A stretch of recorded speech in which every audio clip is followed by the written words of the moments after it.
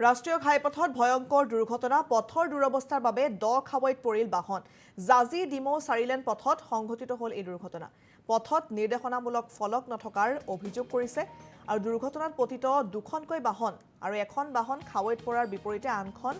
আনখন উঠি যায় মাটিৰ দমত দীৰ্ঘদিন ধৰি জমৰ যাতনা ভোগ কৰিছে এই অঞ্চলৰ পথচাৰীয়ে আৰু ঘাইপথটো নিৰ্মাণ কৰি থকা অৱস্থাত এনে ধৰণৰ ঘটনা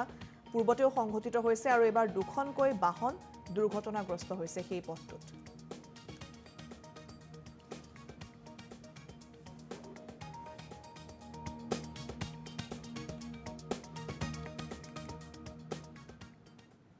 ৰাষ্ট্ৰীয় ঘাইপথত ভয়ংকৰ দুৰ্ঘটনা পথৰ দুৰৱস্থাৰ বাবে দ খাৱৈত পৰিল বাহন জাজি ডিমৌ চাৰিলেন পথত সংঘটিত হ'ল এই দুৰ্ঘটনা পথত নিৰ্দেশনামূলক ফলক নথকাৰ অভিযোগ কৰিছে আৰু দুৰ্ঘটনাত পতিত দুখনকৈ বাহন আৰু এখন বাহন খাৱৈত পৰাৰ বিপৰীতে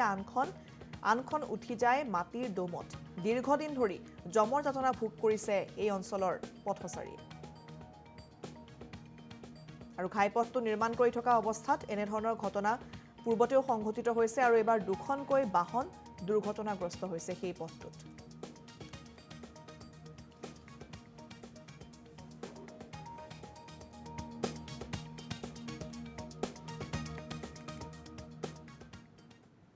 ৰাষ্ট্ৰীয় ঘাইপথত ভয়ংকৰ দুৰ্ঘটনা পথৰ দুৰৱস্থাৰ বাবে দ খাৱৈত পৰিল বাহন জাজি ডিমৌ চাৰিলেন পথত সংঘটিত হ'ল এই দুৰ্ঘটনা পথত নিৰ্দেশনামূলক ফলক নথকাৰ অভিযোগ কৰিছে আৰু দুৰ্ঘটনাত পতিত দুখনকৈ বাহন আৰু এখন বাহন খাৱৈত পৰাৰ বিপৰীতে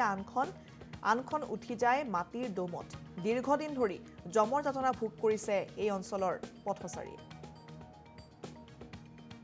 আৰু ঘাইপথটো নিৰ্মাণ কৰি থকা অৱস্থাত এনে ধৰণৰ ঘটনা পূৰ্বতেও সংঘটিত হৈছে আৰু এবাৰ দুখনকৈ বাহন দুৰ্ঘটনাগ্ৰস্ত হৈছে সেই পথটোত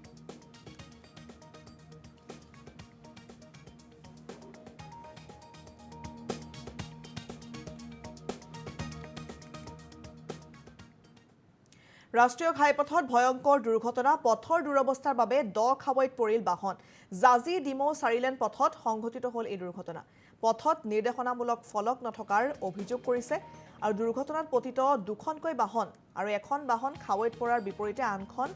আনখন উঠি যায় মাটিৰ দমত দীৰ্ঘদিন ধৰি জমৰ যাতনা ভোগ কৰিছে এই অঞ্চলৰ পথচাৰীয়ে আৰু ঘাইপথটো নিৰ্মাণ কৰি থকা অৱস্থাত এনে ধৰণৰ ঘটনা পূৰ্বতেও সংঘটিত হৈছে আৰু এবাৰ দুখনকৈ বাহন দুৰ্ঘটনাগ্ৰস্ত হৈছে সেই পথটোত